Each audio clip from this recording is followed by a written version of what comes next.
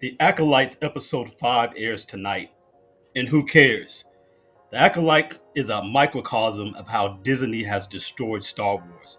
How Kathleen Kennedy's acolytes that she's hired have come in there to deconstruct Star Wars and turn it into a whole other thing that betrays the vision of George Lucas and the mythos of what Star Wars always was and has always been and what it means to the fans. I want to pick up on last week's video that was about the Acolyte episode 4, a little bit about the review of that, but then it was mostly a commentary about the current state of Star Wars and what it's turned into, and about how the current gatekeepers of Star Wars don't even understand Star Wars and don't really want to. And furthermore, I reacted to a video clip of one of the actors from the Acolyte show claiming that there's no good and evil in Star Wars, it's just about your perspective. That's truly not what Star Wars is about. It's explicitly and specifically about good and evil.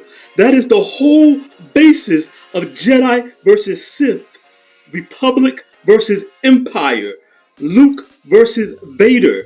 These movies were based on 1940s serials, and which Luke Skywalker is Flash Gordon, which is all about good versus evil. That's what these movies were created to be about. That's the basic, intrinsic, central theme and purpose of Star Wars. And the people now who are given Star Wars, who get to make Star Wars, don't even understand it at a core, basic level. They don't know Star Wars. They don't care about Star Wars. They certainly don't love Star Wars. They don't understand Star Wars.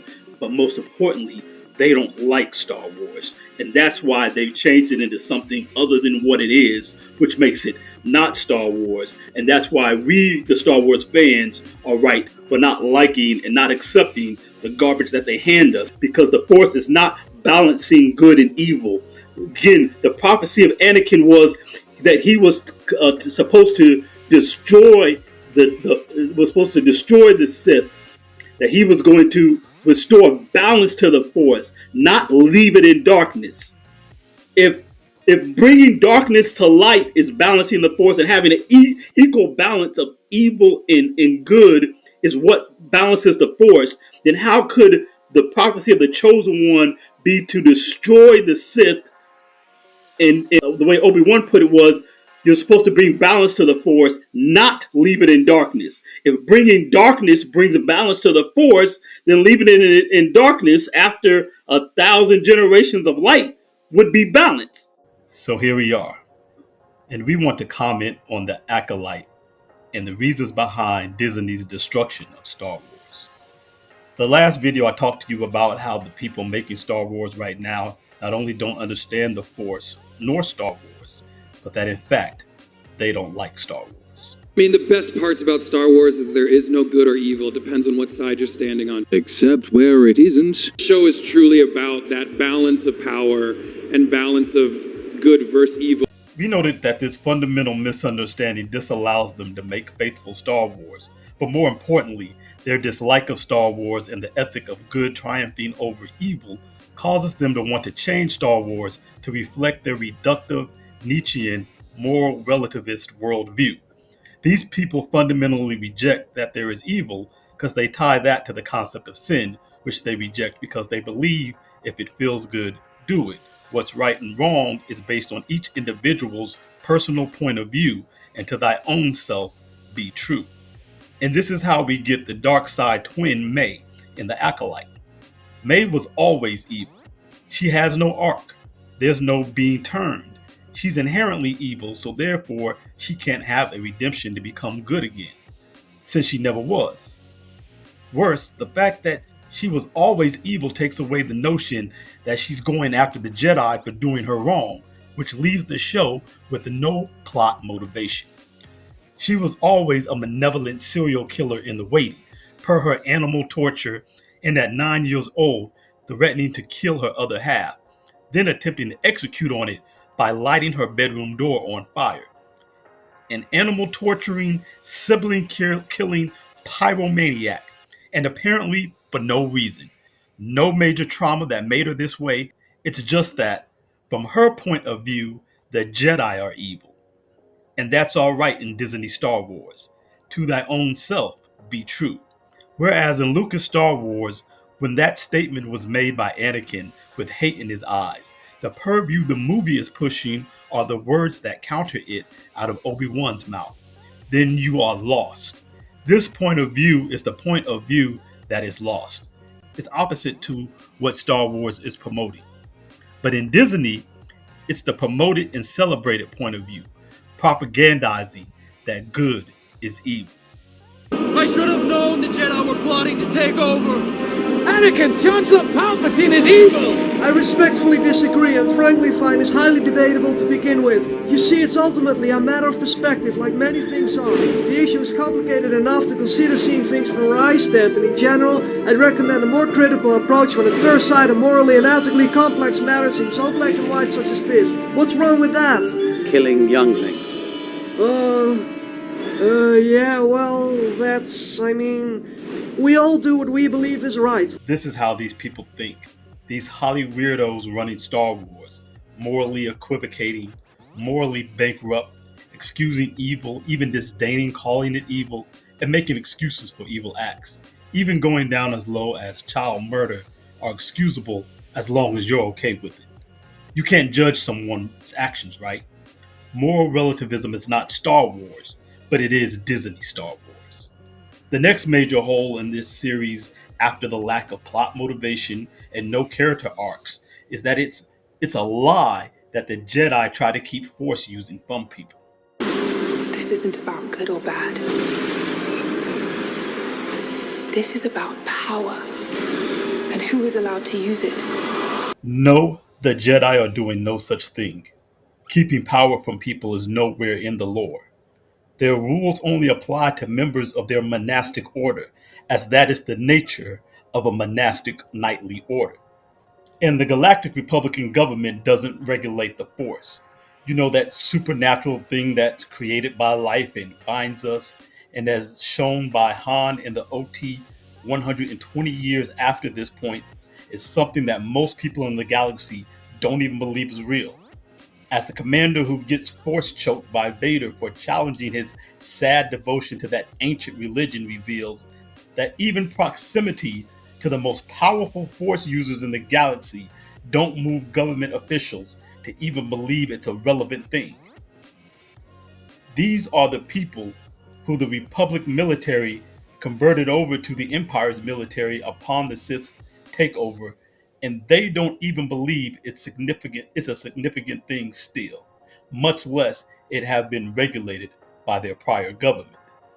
But all of this is to make it out that the Jedi are evil, in contradiction to Star Wars' basic tenets, which is that having this thinking is to be lost, that the dark side of the Force leads to suffering.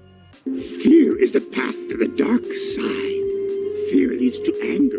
Anger leads to hate. Hate leads to suffering. But this is not the ethic of new Star Wars gatekeepers. Oh no, they want to be changed to the Republic as a traditional institution is evil. Because everything traditional and the politics of the people making current Star Wars is not just flawed or possibly in need of modification, but wrong and just evil. And the occult and witch covens are what's good, not that sad ancient religion espousing good and evil and oppressing people at that. And forget biology. We're going to make sure that lesbians can create life on their own because the galaxy don't need no man. Because just the presence of heterosexual men is what's bad from a certain point of view. And this leads to the final point, the cultural co-opting and reappropriation of Star Wars for other means. It's one thing if you're into gay culture and gender studies point of view of the world, then maybe it's your jam to see properties that reflect that culture in the culture of the property you're taking in. But if you're not into that, it can't be forced onto you where you can be made to enjoy it by force. Even people who are allies of it, by and large, are not into or don't wish to enjoy gay culture based entertainment. They certainly don't want something that they already love as the thing it is usurped into being something else. That isn't a cultural affect that they are engaged in. Hell, even the gay community often doesn't support it. See the abysmal failure of the movie Bros, just for clear example. That mixed with the constant assault against men, who are the vast majority of the audience, simply necessitates and necessarily turns off the audience. Above all else, it just doesn't make financial sense. This is Kathleen Kennedy and her acolytes' social engineering agenda. It's abatement of her obligation to maximize profits for her shareholders and her promise on camera in the presence of George Lucas to take care of Star Wars and keep it faithful to Lucas' vision. Mostly, it's a betrayal of the fans who loved this thing most for decades, for nearly all of our lives, and turning it into another thing for another group of people in a fan base and a market that scarcely exists. And this is what makes so little sense of it in the end. The fan base and the market for Star Wars are who they are. We've seen with multiple properties and the tracking that comes in for these various movies, even for women centered and woman based and strong woman led genre films, superhero films, sci-fi films like the Marvels and Madam Web, the vast majority of the audience are still men, even though very few men are even going to see it. Almost no women are going to see these properties. What women go to see, and this is what the tracking shows, these are just facts, Barbie and In and Out 2. Those are the movies that they have supported in droves. They have not supported any of these Boss Babe movies over the past year or two.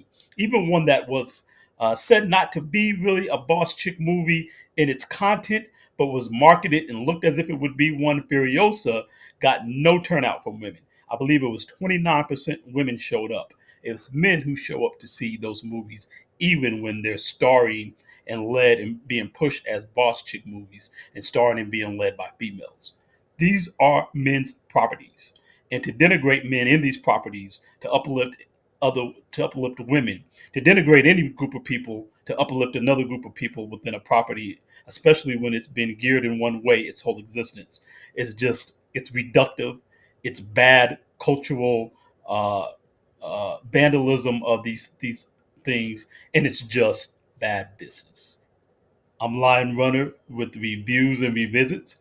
I'm review underscore and underscore revisits on Instagram, reviews and revisits here on YouTube.